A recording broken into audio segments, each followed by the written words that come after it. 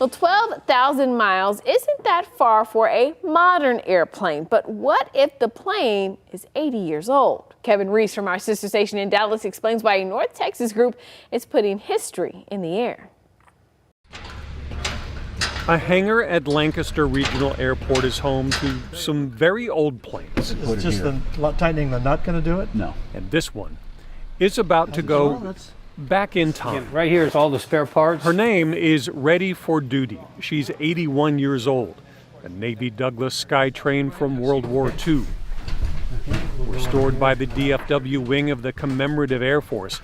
And Stephen Rose can't wait to fly her again. If you find the right switches, you can fly this airplane, because they all fly the same. However, this will be far from the same. From Lancaster to the East Coast, across the Atlantic to Greenland and Iceland, Great Britain and France, to celebrate the 80th anniversary of the end of World War II. 80 years ago. Chris Volpe believes it's the only vintage plane from the U.S., making the multi-week 12,000-mile journey. Because having an airplane that still flies and sounds the way it did 80 years ago makes it more than an airframe. It becomes a time machine. Because part of the cargo they're carrying takes them back in time. More than 400 Brits died in training exercises in the U.S. during the war. Leonard Blower of the Royal Air Force is buried in Terrell. Rubbings of his grave and all the rest are being carried home. And hopefully reunite some of these with family members. That to me is the really exciting part, that you know that this airplane somehow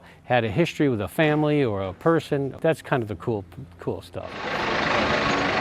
And as the plane rolled out on Thursday morning, Stephen Rose bringing the engines to life. We were told this time machine has another purpose, reminding us of a generation that endured and survived some of the world's darkest days. You realize that the scope, the nature of the problems we face, maybe we should be more optimistic than we are about some of those. American optimism and nostalgia being carried to Europe again. In Lancaster, I'm Kevin Reese.